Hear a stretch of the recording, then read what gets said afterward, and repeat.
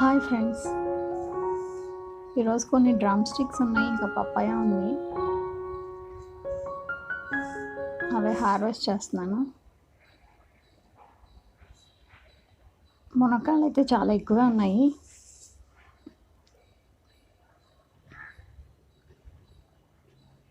ఇవన్నీ అయిపోయినాయి.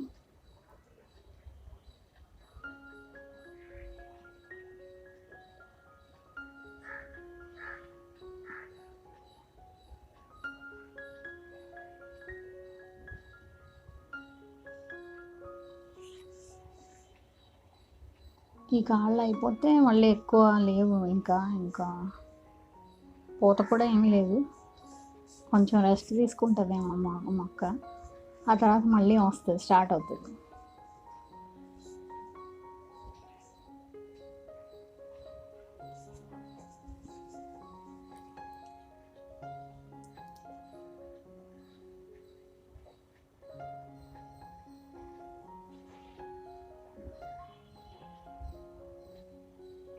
ఈ మునక్కాయలు పెంచడానికి ఈ చెట్టుకి మనం పెద్ద చేయాల్సిన ఏమి ఉండదండి. మట్టి హెల్తీగా ఉందా లేదా, ఫర్టైల్గా ఉందా లేదా చూసుకుంటే సరిపోతుంది. ఇంకా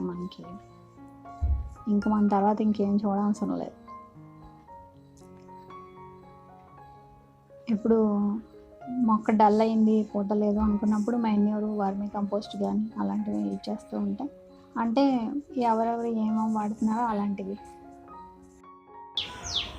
మేమైతే మెన్యూర్, వర్మీ కంపోస్ట్, కిచెన్ కంపోస్టే వాడతాము. ఇంకా బియ్యం కడిగిన నీళ్ళు, వెజిటబుల్ పీల్స్ ఇవే ఉంటాయి.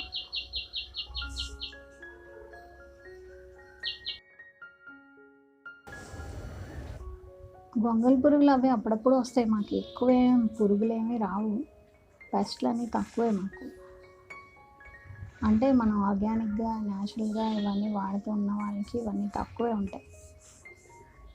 గొంగళి పురుగులు అవి అక్కడక్కడ అప్పుడప్పుడు కనిపించినప్పుడు తీసేస్తాం చేతితోనే. ఉంచినా పర్వాలేదు, వాటి వల్ల ఏం పెద్ద మరీ ఎక్కువైపోతే ప్రాబ్లం ఏమో, కానీ మనకి టెర్రస్ మీద పెంచుకుంటాం కాబట్టి.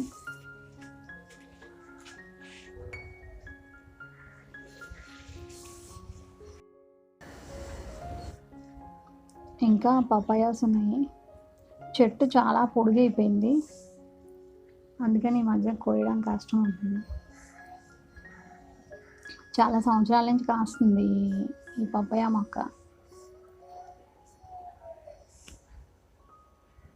ఈ కాయలు చూడండి, ఎప్పుడు కాయలు ఉంటాయి దీన్ని అలాగా. ఈ కింద అయిపోతూ ఉంటే మళ్ళీ పైన కూడా డెవలప్ అవుతున్నాయి చూడండి. ఇది అలా కాస్తూనే ఉంటుంది. ఇంకా ఇవి బాగా అయ్యే వరకు ఎందుకు ఉంచట్లేదంటే, పపాయ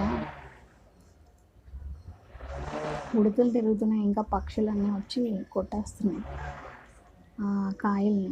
అందుకని కొంచెం కలర్ వస్తుంది కదా, అప్పుడే తెంపేస్తున్నాం. పేపర్ చుట్టి ఇంట్లో పెట్టేస్తే అది పండిపోతుంది ఒక 2 రోజులకి.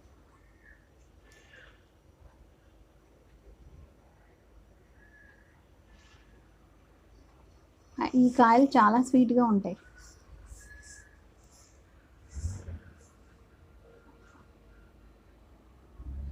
ఇంకొకటి ఉంది, మొత్తం 3 కాయలు ఉన్నాయి.